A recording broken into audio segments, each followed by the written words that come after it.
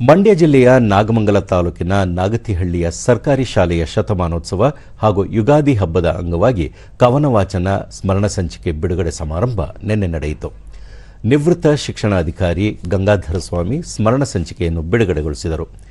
ಈ ಸಂದರ್ಭದಲ್ಲಿ ಚಿತ್ರ ನಿರ್ದೇಶಕ ನಾಗತಿಹಳ್ಳಿ ಚಂದ್ರಶೇಖರ್, ಬಿಜಿಎಸ್ ಸಂಸ್ಥೆಯ ವ್ಯವಸ್ಥಾಪಕ ಜಿ ರಾಮಕೃಷ್ಣೇಗೌಡ, ವಿಜ್ಞಾನಿ ನಾಗರಾಜ್ ಮತ್ತಿತರರು ಉಪಸ್ಥಿತರಿದ್ದರು.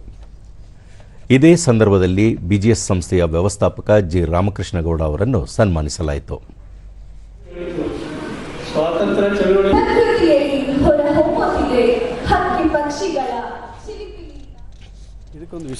ಬಳಿಕ ಗಂಗಾಧರ ಸ್ವಾಮಿ, ಗ್ರಾಮೀಣ ಭಾಗಗಳಲ್ಲಿ ಇಂತಹ ಕಾರ್ಯಕ್ರಮಗಳು ಆಯೋಜನೆ ಮಾಡುವುದು ಅತಿ ವಿರಳ.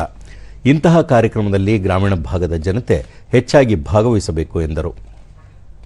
ತೊಂದರೆಗಳು, ಅಡ್ಡಿಗಳು, ಆತಂಕಗಳು, ಅಪವಾದಗಳು ಏನು ಬಂದರೂ ಕೂಡ ಅದನ್ನು ಲೆಕ್ಕಿಸದೆ ಈ ಕಾರ್ಯಕ್ರಮ ನಿರಂತರವಾಗಿ ಮಾಡ್ಕೊಂಬರ್ತಿದ್ದಾರೆ. ಬಹುಶಃ ನಮಗೆ ಯಾವಾಗಲೂ ಕೂಡ ಅವರು ಸ್ಫೂರ್ತಿದಾಯಕರು. ಯಾವ ಒಂದು ಕೆಲಸವನ್ನು ಮಾಡಬೇಕು ಅಂತ ನಾವು ಹೊರಟ್ರೆ ಅಡ್ಡಿ ಆತಂಕಗಳು ಯಾವಾಗಲೂ ಸಹಜ. ಆದರೆ ಅದನ್ನು ಎದುರಿಸಿ ನಿಲ್ಲುವಂಥ ಕೆಲಸ ಇದೆಯಲ್ಲ, ಅದೇ ನಿಜವಾದಂಥ ದೊಡ್ಡ ಸಾಧನೆ. ತುಂಬ ವರ್ಷಗಳು.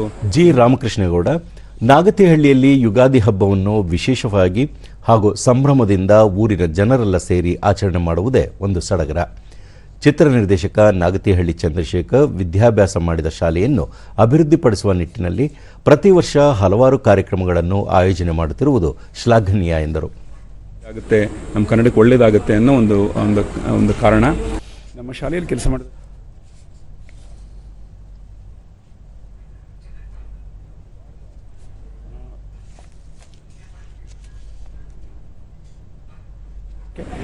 ನಾವು ಪದಾರ್ಪಣೆ ಮಾಡ್ತಾ. ಇದಕ್ಕೆ ನನ್ನ ಜೊತೆಗೆ ನಮ್ಮ ಅನೇಕ ಸೋದರ ಸೋದರಿಯರು, ಶಾಲೆಯ ಶಿಕ್ಷಕರು, ಗ್ರಾಮಸ್ಥರು ಕಾರಣವಾಗಿದ್ದಾರೆ.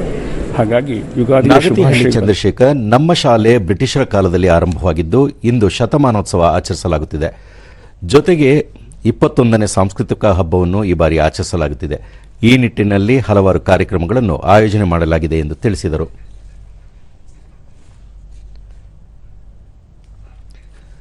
ಡಾಕ್ಟರ್ ನಾ ದಾಮೋದರ ಶೆಟ್ಟಿ, ಪ್ರತಿ ವರ್ಷ ನಾಗತಿಹಳ್ಳಿಗೆ ಸಾಂಸ್ಕೃತಿಕ ಹಬ್ಬವನ್ನು ಆಚರಿಸಲು ಬರುವುದೇ ಒಂದು ಸಂಭ್ರಮದ ಸಂಗತಿ.